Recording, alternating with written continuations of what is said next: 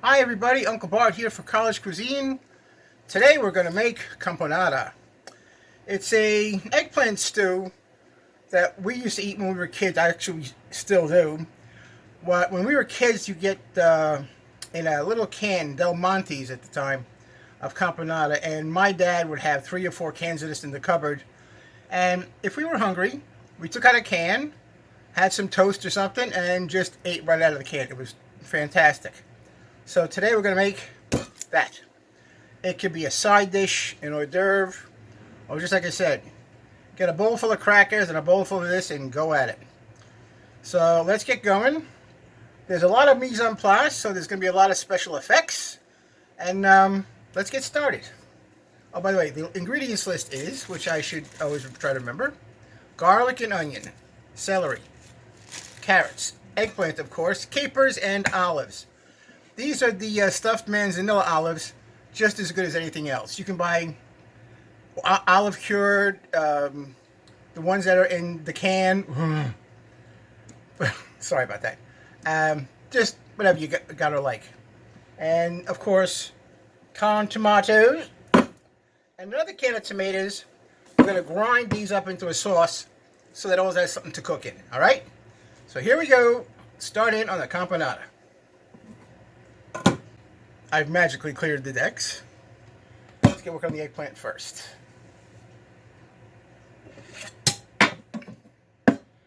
Take off the top and the bottom. Now you can make this with the skin on. I don't like it. Truth be told, I can't stand eggplant skin. I used to tolerate it when my grandfather would dice this up and cook it up and put it on pasta. But that was his house, his rules. And I wasn't going to get militant about it, so.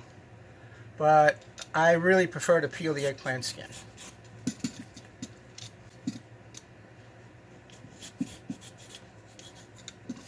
There we go. Everybody off the pool. Get a good long shot. Oh, let me sharpen my knife for just a second here. A little aside about knife care. Always give it a honing like this. Keeps the knife, what they call the edge, straight. Now generally I have my knife sharpened twice a year, but a friend of mine, Mike, is looking at something on Amazon. It actually looks like it might work. I might get it. I'll let you know. Because those knives make more bloody hands than sharp ones. Trust me. There we go. Now, try to keep it to about ½ inch or so. You know, don't worry about getting out a bloody ruler. Just so you have some nice chunks with nothing too small. And we would be doing them not this wide if we were doing eggplant parm. Which, I'll be very honest with you, I'd rather get it done on a machine. So we'll get to that one day. We already did the chicken parm. One day we'll do the eggplant parm. So this, now you cut that, you know, keep it on the flat. Cut this sections into thirds, like that. And then into chunks. About an inch or so. There we go. Side one. And side two.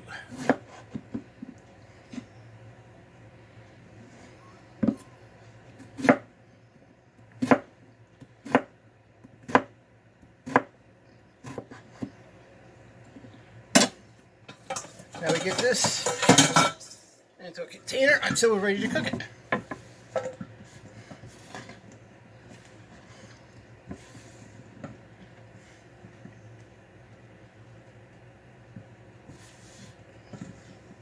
There we go. And now to the onion. I would go ahead and use a whole onion.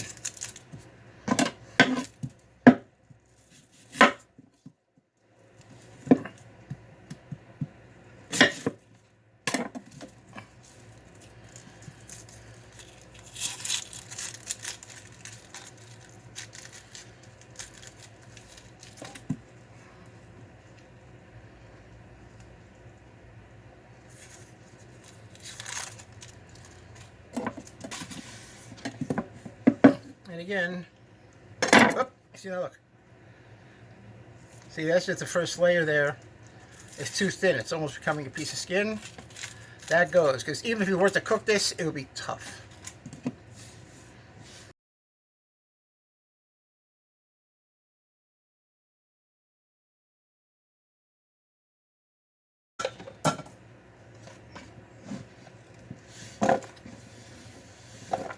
Yes, I have lots of Tupperwares.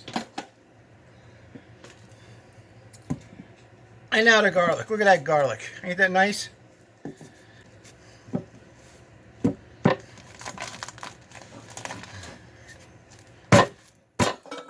Whoa.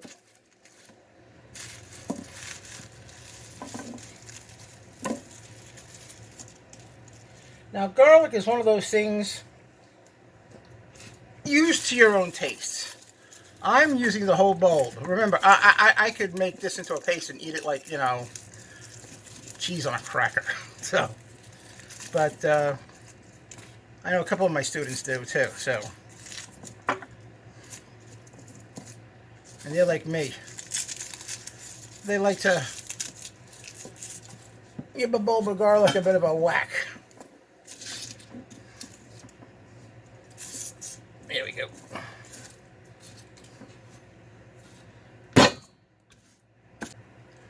So there we are, the finished, well, peeling of the cloves. And now you just want to give it a rough chop. Remember, we're not doing a sauce here, we're doing a stew.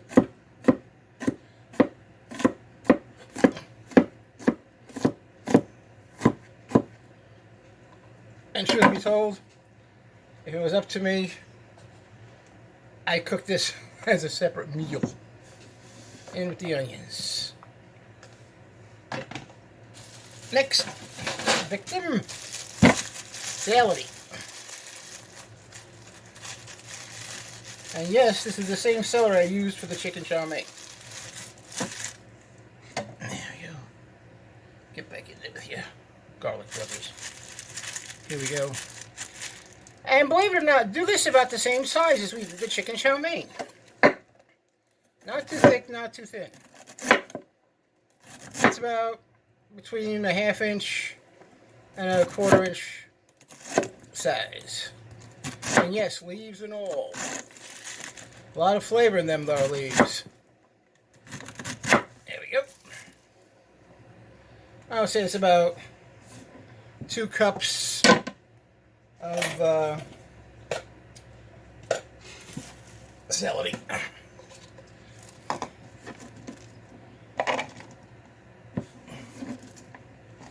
Hey, look at that.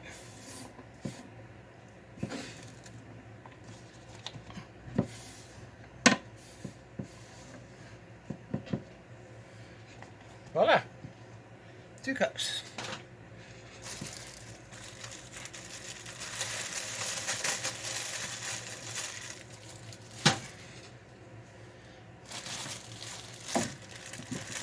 And now for the carrots.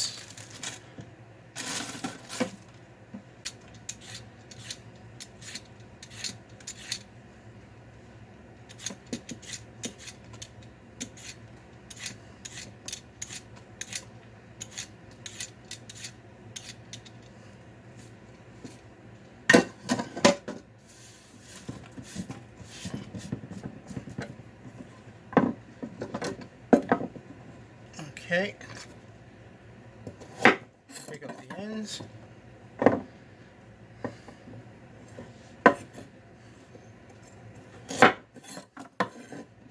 And then gingerly slice them up.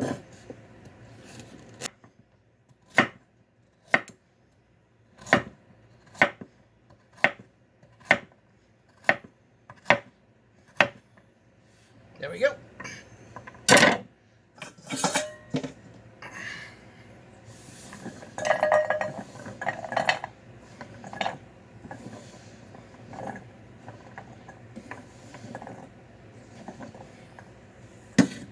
Over there.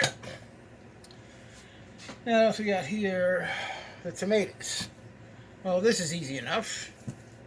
Just open up the can of tomatoes.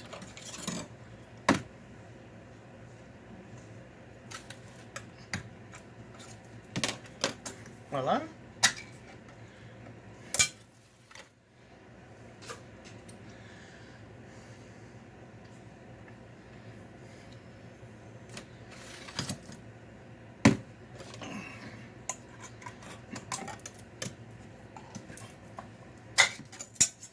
Now the only thing we're going to do different here, we're going to flageolade or mix up 1 can of tomatoes.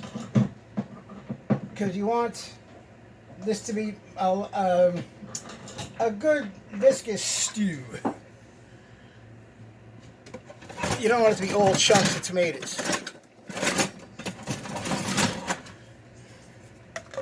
So we get out our magic blender here.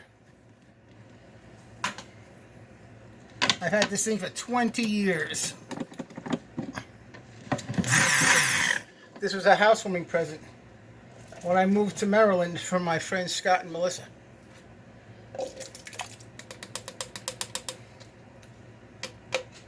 Okay, now be real careful, because this thing can go all over the place. Trust me, I've done it.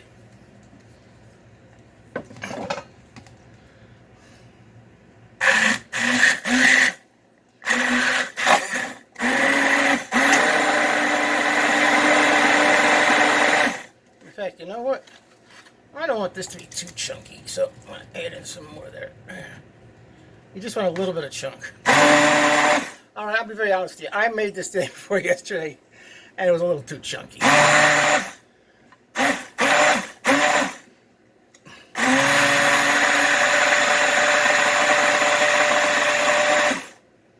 There we go. The tomato sauce is ready. Disconnect your equipment. Put that away. And now we're done. Well, here we are. The decks have been cleared. Here's all the stuff we're going to make the caponata with. Now, let's get the fire started. On high. Always give your pot a few minutes, well, 30 seconds on this stuff. It's pretty good, actually. Then bring it up to snuff, and then we'll start with the olive oil. Use about, as usual, half to 2/3 of a cup. You want enough to get all the vegetation fried. There's a lot of it here. In fact, the first 2 things that are going to go in are the carrots and the celery. They take the longest to cook. Then we'll add in the onion and garlic, then the eggplant. Then we'll give this a chance to stew. Then when we come back at the end of the shot, let's say, we'll add the olives and the capers. Alright, that's hot enough.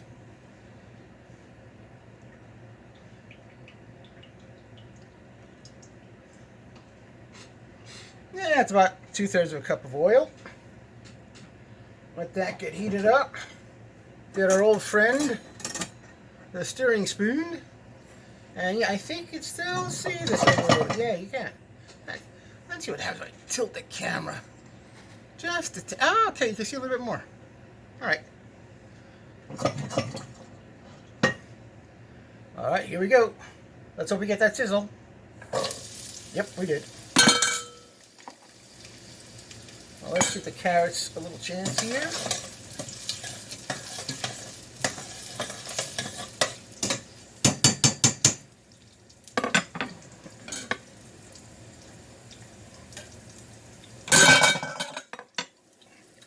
And of course, the magic word, a pinch of salt.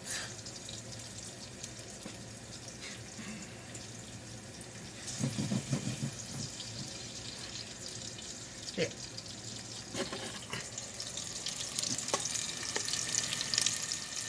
Yeah, that's a bad angle, but that's what it looks like.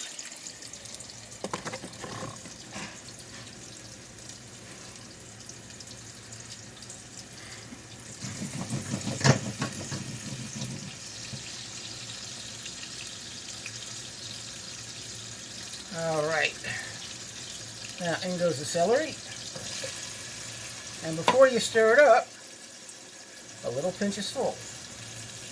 Now when I say a pinch, generally a pinch is about 1/8 of a teaspoon. We got big fingers like mine, you never know.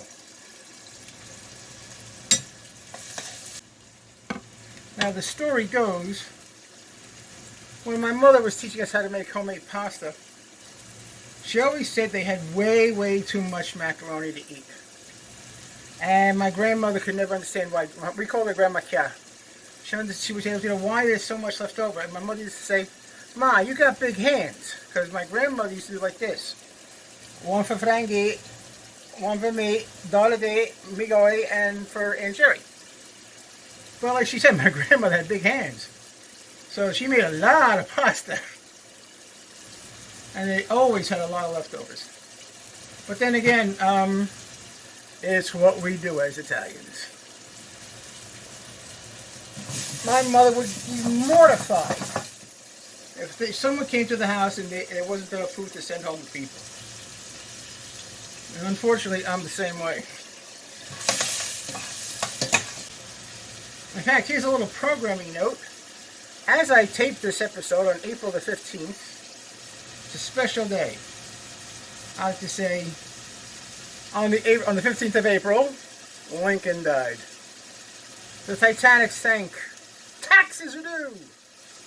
And my mother and father jumped the broom into the land of matrimony 65 years ago today. Did anyone look up at an almanac and see what these days might have in common? Please. And for all you millennials, an almanac is the Wikipedia of the Stone Age. I give one to my nephew every year for Christmas. Well, except for this past year. I kind of missed up on that one. I got to get it to him for his birthday, probably. Of course, now he's going to see this and know what your birthday present is. Happy birthday, Zach!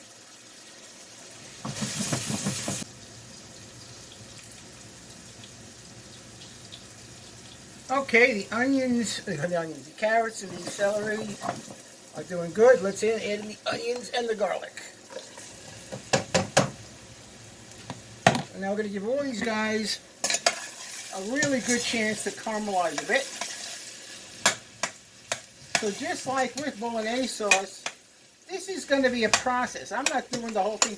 I'm not showing this live because, you'd be sitting here looking at me. You want to cook this for about 5 minutes. So, alright, we're back. It's been about 8 minutes.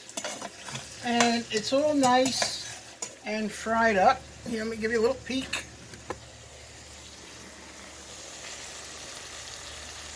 There you go. Pardon the close-up of my mush. There we go. Now we'll put in the eggplant. Pump it back up to high. These don't really need like a fry. You just want to get them coated. Let's salt them now. And yeah, I know I didn't pre-salt them and let the juices come out. That's different now. I kind of agree with it. So, just pour it right in. Voila! And give it a good stir to get the eggplant down by the oil. And bring up the other ones.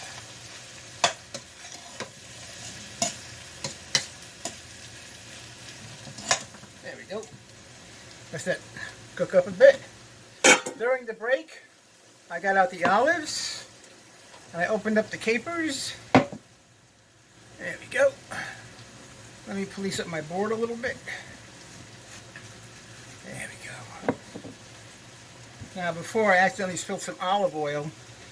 And reminded me, when you have a nice cutting board like this, once in a while, give it a good healthy scrub, hot water, soap, rinse with a little bit of bleach. And I mean 1 capful in a sink full of hot water. Dry it down really good. Then give it a little food grade wax they have. You can get it from the hardware store. Sometimes I just use olive oil, tell you guys the honest truth. It works just as good. But you want to keep this board ginger. There we go.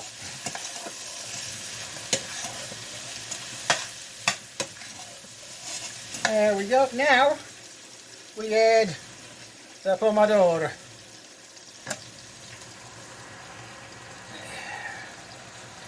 And of course, about a cup of water. I'm going to put in a cup and a half. This is a big batch. Because it's going to simmer for a while, and you want to have enough liquid in there for it to stew.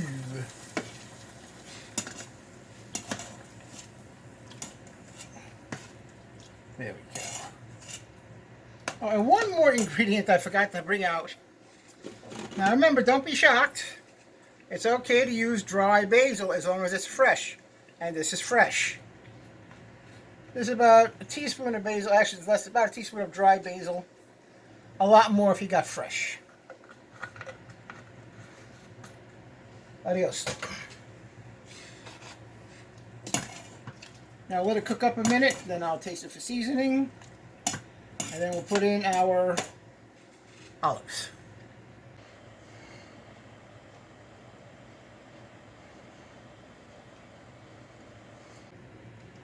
Okay, in go the olives.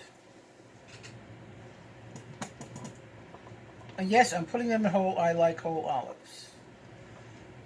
You can put them in sliced. Truth be told, I'm a little too lazy.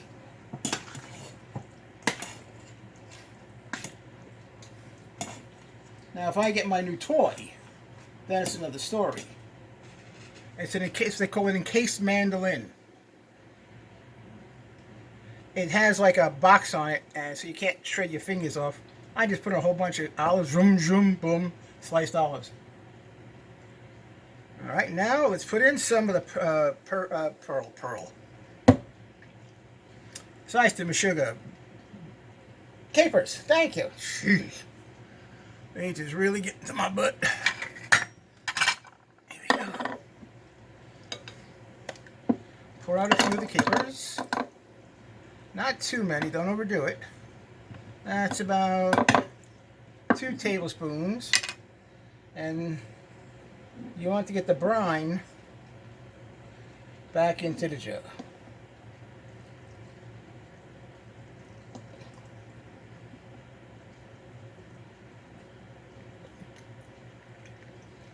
There we go. 2 tablespoons of capers.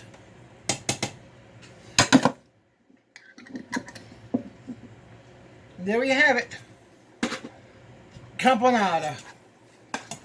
Now, I'm going to let this simmer, and as usual, I'll show you the finished product.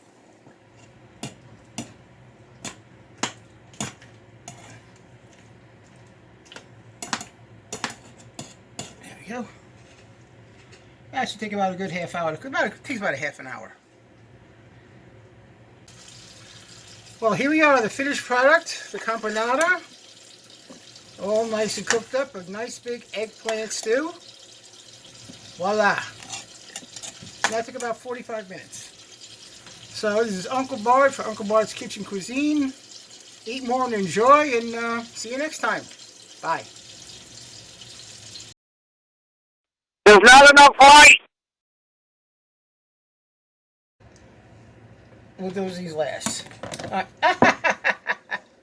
You see, this can happen.